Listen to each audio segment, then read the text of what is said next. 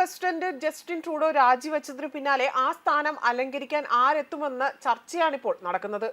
ഒരു ഇന്ത്യൻ വംശജയാകുമെന്ന റിപ്പോർട്ടുകളും പുറത്തു വരുന്നുണ്ട്. കാനഡയിലെ ലിബറൽ പാർട്ടിയെ നയിക്കാൻ നിലവിലെ ഗതാഗത മന്ത്രി അനിത ആനന്ദ് എത്തും. ട്രൂഡോയുടെ പടിയിറക്കത്തിന് പിന്നാലെ കനേഡിയൻ മാധ്യമങ്ങളിൽ പിൻഗാമിയെക്കുറിച്ചുള്ള ചർച്ചകൾ സജീവമായി നടക്കുകയാണ്. റിപ്പോർട്ടുകൾ പ്രകാരം അനിതയുടെ പേരാണ് സജീവ പരിഗണനയിലുള്ളത്. ട്രഷറി ബോർഡ് പ്രസിഡന്റ് ആയിരുന്ന അനിത ആനന്ദിനെ കഴിഞ്ഞ സെപ്റ്റംബറിലാണ് ഗതാഗത മന്ത്രിയായി നിയമിച്ചത്. Pierre Poilievre, Chrystia Freeland, Mark Carney തുടങ്ങിയ പ്രധാന പേരുകൾക്കൊപ്പം തന്നെ ശക്തമായ മത്സരാർത്ഥിയായി അനിത ആനന്ദ് വേറിട്ട് നിൽക്കുകയാണ്.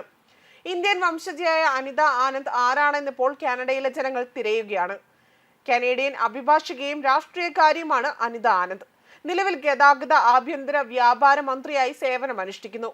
57-കാരിയായ മുൻ പ്രതിരോധ മന്ത്രി, അതേപോലെ തന്നെ ടൊറാൻഡോയുടെ പ്രാന്തപ്രദേശമായ ഒക്കിലയെ പ്രതിനിധീകരിച്ച് 2019 ആദ്യമായി രാഷ്ട്രീയത്തിൽ പ്രവേശിച്ച അന്നു മുതൽ പാർട്ടിയിലെ പ്രധാന വ്യക്തികളിൽ ഒരാളായി തുടരുകയാണ്.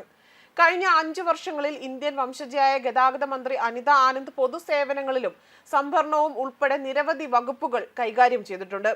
പ്രതിരോധം, ട്രഷറി ബോർഡ് പ്രസിഡന്റ് സ്ഥാനം വഹിച്ചിട്ടുണ്ട്. അനിതയുടെ പിതാവ് തമിഴ്നാട് സ്വദേശിയും അമ്മ പഞ്ചാബ് സ്വദേശിനിയുമാണ്.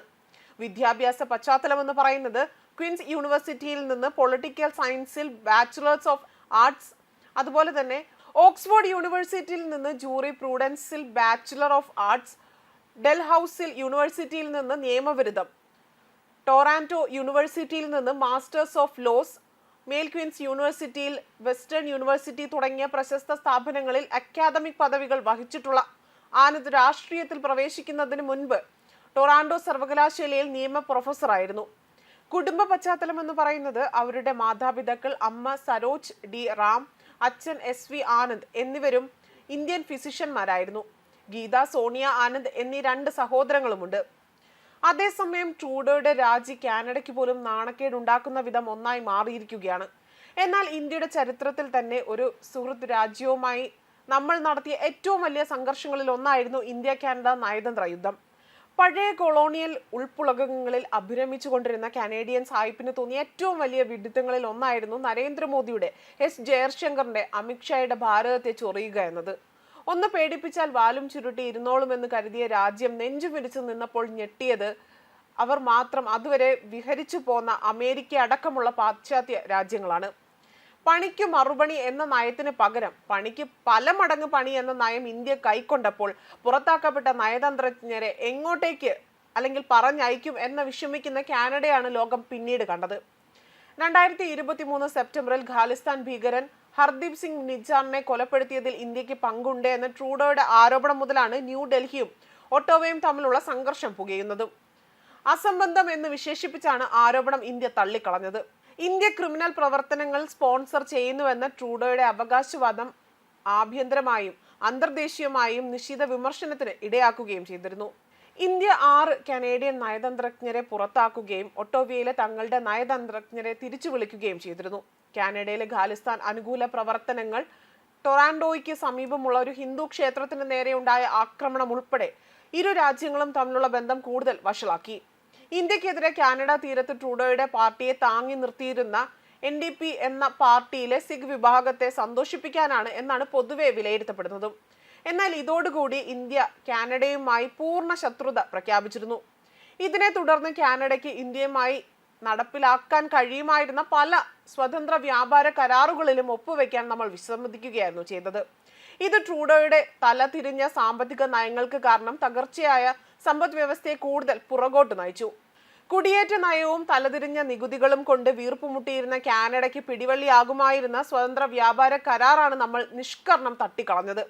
ഇതേ തുടർന്ന് സമ്പദ് വ്യവസ്ഥയ്ക്ക് കിട്ടിയ അടി പരിഹരിക്കാൻ വേണ്ടി അത് പറ്റാതെ ഒടുവിൽ ട്രൂഡോ പടിയിറങ്ങുകയായിരുന്നു. സ്വതന്ത്ര വ്യാപാര കരാർ ഇന്ത്യ നിഷേധിച്ചതിന്റെ പിറ്റേ ദിവസമാണ് നിജാർ വധക്കേസുമായി ബന്ധപ്പെട്ട ആരോപണം ട്രൂഡോ ഉന്നയിക്കുന്നതും. ഇത് കൂടാതെ തന്നെ ഇന്ത്യയുമായി ബന്ധപ്പെട്ട് ഖാലിസ്ഥാൻ തീവ്രവാദികളെ അഴിഞ്ഞാടുവാൻ അനുവദിച്ച ജസ്റ്റിൻ ട്രൂഡോ ഒരു രാജ്യവിരുദ്ധനും കഴിവില്ലാത്തവനുമാണെന്ന വികാരം കനേഡിയക്കാർക്ക് വർദ്ധിച്ചു വന്നു എന്നതും യാഥാർത്ഥ്യമാണ്. ജസ്റ്റിൻ ട്രൂഡോയുടെ പതനത്തിന് കാരണം ഇന്ത്യയുമായുള്ള അയാളുടെ ശത്രുത മാത്രമാണ് എന്ന് പറയാനും കഴിയില്ല. കാരണം മാനുഷിക സാധ്യം അല്ലാത്ത വിധത്തിൽ മറ്റു രാജ്യങ്ങളെ ശത്രുക്കളാക്കുന്നതിൽ വിജയിച്ച ഒരു വ്യക്തി കൂടിയായിരുന്നു ട്രൂഡോ. അമേരിക്കയും ചൈനയും ഇന്ത്യയും ഒക്കെ ഒരേപോലെ ശത്രുപക്ഷത്ത് നിർത്തണമെങ്കിൽ അസംഭവ്യം എന്ന് തന്നെ അതിനെ വിലയിരുത്തേണ്ടി വരും. പക്ഷേ ജസ്റ്റിൻ ട്രൂഡോയുടെ തലതിരിഞ്ഞ നയങ്ങളെ ഇന്ത്യ എതിരിട്ടതുപോലെ രൂക്ഷമായി പ്രതികരിച്ചതുപോലെ മറ്റൊരു രാജ്യവും ഇതുവരെയും ചെയ്തിട്ടില്ല. ചൈന പോലും ഒരു പാശ്ചാത്യ രാജ്യത്തോടും ഒരു ഏഷ്യൻ രാജ്യം ചെയ്യാത്ത രീതിയിൽ കാനഡയോട് ഇന്ത്യ പ്രതികരിച്ചു. ഈ പ്രവർത്തികൾ ട്രൂഡോയുടെ പ്രതിച്ഛായയിൽ ഉണ്ടാക്കിയ ആഘാതം കുറച്ചൊന്നുമല്ലായിരുന്നു. രാജ്യത്തിനകത്തും പുറത്തും ഒരേപോലെ തന്നെ വെറുക്കപ്പെട്ടവനായി മാറുകയായിരുന്നു ട്രൂഡോ. ആഭ്യന്തരമായി ഉണ്ടായ പല പ്രശ്നങ്ങളിൽ നിന്നും ഒളിച്ചോടുവാൻ ഇന്ത്യയെ ട്രൂഡോ ഒരു മറയാക്കി മാറ്റുകയായിരുന്നു. എന്നാൽ ആഭ്യന്തര പ്രശ്നങ്ങളെക്കാൾ വലിയ തിരിച്ചടി ലോക രാജ്യങ്ങൾക്കിടയിൽ കാനഡയുടെ പ്രതിച്ഛായയ്ക്ക് ഇന്ത്യയുമായുള്ള സംഘർഷം സൃഷ്ടിച്ചു എന്നത് വേണം പറയാൻ. അതുകൊണ്ട് തന്നെ നാനാവിധ പ്രശ്നങ്ങൾ അഭിമുഖീകരിച്ചുകൊണ്ട് ഇന്ന് ട്രൂഡോ കനേഡിയൻ പ്രധാനമന്ത്രി സ്ഥാനത്ത് നിന്നും രാജിവെക്കുമ്പോൾ ട്രൂഡോയുടെ ശവപ്പെട്ടിയിൽ തറച്ച ഏറ്റവും വലിയ ആണി അത് അടിച്ചത് ഇന്ത്യ തന്നെ എന്ന് നിസ്സംശയം പറയാൻ സാധിക്കും. കാനഡയിലെ ജസ്റ്റിൻ ട്രൂഡോ തിങ്കളാഴ്ച പ്രധാനമന്ത്രി സ്ഥാനം ലിബറൽ പാർട്ടി നേതാവും രാജിവെച്ച് ഇറങ്ങുകയായിരുന്നു. ദിവസങ്ങൾ നീണ്ട സസ്പെൻസിന് ശേഷം അധികാരം ഒഴിയാനുള്ള സമ്മർദ്ദം സ്വന്തം പാർട്ടിയിൽ നിന്ന് തന്നെ ശക്തമാകുന്നതിനിടെ ഏറെ നാളായി പ്രതീക്ഷിക്കപ്പെട്ട പ്രസംഗത്തിനിടെയാണ് അദ്ദേഹം ഇക്കാര്യം അറിയിച്ചതും.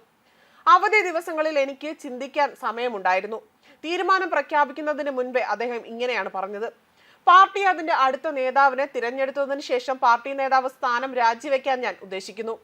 കഴിഞ്ഞ രാത്രി ഞാൻ ലിബറൽ പാർട്ടിയുടെ പ്രസിഡന്റിനോട് ആ പ്രക്രിയ ആരംഭിക്കാൻ ആവശ്യപ്പെട്ടിരുന്നു. ട്രൂഡോ ഇങ്ങനെയാണ് പറഞ്ഞത്. ഭക്ഷണത്തിന്റെയും ഭവനത്തിന്റെയും വില കുതിച്ചുയരുന്നതുൾപ്പെടെ നിരവധി വിഷയങ്ങളിൽ ട്രൂഡോ വിമർശനം നേരിട്ടിരുന്നു. സ്ഥാനമൊഴിയാനുള്ള വർദ്ധിച്ചു വരുന്ന ആഹ്വാനങ്ങൾക്കിടയിൽ ട്രൂഡോ സർക്കാരിലെ അടുത്ത അധികാര കേന്ദ്രമായി കരുതപ്പെട്ട ധനമന്ത്രി കഴിഞ്ഞ ഡിസംബർ 16 രാജിവെച്ചതും. 2015 തിരഞ്ഞെടുപ്പിൽ കാനഡയുടെ ലിബറൽ മൂല്യങ്ങൾ പുനഃസ്ഥാപിച്ചതിന് തുടക്കത്തിൽ ഏറെ ആഘോഷിക്കപ്പെട്ടിരുന്നു. എന്നാൽ തുടർന്നുള്ള കാലങ്ങളിൽ 53-കാരനായ നേതാവിന്റെ ജനപ്രീതി കുറഞ്ഞതിനെ അത് ഇടയാക്കിയിരുന്നു. ഇന്ത്യയും ചൈനയും അമേരിക്കയും ഒരേപോലെ ശത്രുപക്ഷത്ത് നിർത്തുന്ന അസാധാരണമായ നയതന്ത്രവും ട്രൂഡോയുടെ കീഴിൽ ലോകം കണ്ടിരുന്നു. ചൈനീസ് പ്രസിഡന്റ് ഷീ ജിൻപിങ് ട്രൂഡോയെ പൊതു മാധ്യമത്തിൽ ശകാരിക്കുന്നതും കാഴ്ചയും ഇന്ത്യയുമായുള്ള ശത്രുതയും ട്രംപ് കാനഡയെ രൂക്ഷമായി വിമർശിക്കുന്നതും ലോകം കണ്ടതാണ്. അദ്ദേഹം പടിയിറങ്ങുമ്പോൾ ഒക്ടോബർ അവസാനത്തോടെ വരാനിരിക്കുന്ന നിയമസഭാ തെരഞ്ഞെടുപ്പിന് മാസങ്ങൾ മാത്രം ശേഷിക്കെ ലിബറൽ പാർട്ടി നേതൃത്വം ആ ഒരു ശൂന്യത നേരിടുകയാണ്. അതേസമയം രാജിവെച്ചതിനു പിന്നാലെ തന്നെ അമേരിക്ക കാനഡയുമായി ലയിക്കണമെന്ന അമേരിക്കയുടെ നിലപാട് ഊട്ടിയുറപ്പിച്ച് രംഗത്ത് വന്നിരിക്കുകയാണ് നിയുക്ത അമേരിക്കൻ പ്രസിഡന്റായ ഡൊണാൾഡ് ട്രംപ്. കനേഡിയൻ പ്രധാനമന്ത്രി ജസ്റ്റിൻ ട്രൂഡോയുടെ രാജി പ്രഖ്യാപനത്തിന് പിന്നാലെയാണ് ഡൊണാൾഡ് ട്രംപ് തന്റെ നിലപാട് ഉറപ്പിച്ച് രംഗത്ത് വന്നതും. കാനഡയിലെ പലർക്കും അവർ അമേരിക്കയുടെ 51ാമത്തെ സംസ്ഥാനമാകുന്നത് ഇഷ്ടമാണ്. കാനഡയെ നിലനിർത്തി പോകാൻ വേണ്ടി കൊടികെട്ടി വരുന്ന വൻ വ്യാപാര കമ്മികളും സബ്സിഡികളും കൊണ്ടുള്ള സമ്മർദ്ദം അമേരിക്കയ്ക്ക് ഇനിയും സഹിക്കാൻ കഴിയില്ല. ജസ്റ്റിൻ ട്രൂഡോയ്ക്ക് ഇത് അറിയാമായിരുന്നു. അതുകൊണ്ടാണ് അയാൾ രാജിവെച്ചതെന്നാണ് ട്രംപ് സമൂഹ മാധ്യമമായ ട്രൂത്ത് സോഷ്യലിൽ പറഞ്ഞത്. കാനഡ US-ഉമായി ലയിച്ചാൽ ടാരിഫുകൾ ഉണ്ടാകില്ല, നികുതികൾ കുറയും. കൂടാതെ റഷ്യ ചൈനീസ് കപ്പലുകളുടെ ഭീഷണിയിൽ നിന്ന് അവർ പൂർണ്ണമായും സംരക്ഷിതരാകുമെന്നും ഒരുമിച്ച് എത്ര മഹത്തായ രാഷ്ട്രമായിരിക്കും നമ്മളെന്നും ട്രംപ് പറയുന്നു. തിങ്കളാഴ്ച ട്രൂഡോയുടെ രാജിക്ക് ശേഷം നിയുക്ത പ്രസിഡന്റ് ഇങ്ങനെയാണ് പറഞ്ഞത്. ട്രംപിന്റെ നിർദ്ദേശത്തോടെ കാനഡയുടെ ഭാഗത്തു നിന്ന് ഇതുവരെയും കാര്യമായ പ്രതികരണം ഒന്നും തന്നെ ഉണ്ടായിട്ടില്ല. US-ഉമായുള്ള തെക്കൻ അതിർത്തിയിൽ നിന്നുള്ള അനധികൃത മയക്കുമരുന്നുകളുടെയും അനധികൃത കുടിയേറ്റക്കാരുടെയും ഒഴുക്ക് തടയാൻ ടൊറാൻഡോയ്ക്ക് കഴിഞ്ഞില്ല എങ്കിൽ കനേഡിയൻ ഇറക്കുമതിക്ക് 25% തീരുവ ചുമത്തപ്പെടുമെന്നും ട്രംപ് ഭീഷണിപ്പെടുത്തിയിരുന്നു. ചില പോസ്റ്റുകളിൽ ട്രംപ് ട്രൂഡോയെ ഗ്രേറ്റ് സ്റ്റേറ്റ് ഓഫ് കാനഡയുടെ ഗവർണർ എന്ന് പരിഹസിക്കുക വരെ ചെയ്തിരുന്നു. ന്യൂസ് ഡെസ്ക് കർമ്മ ന്യൂസ്.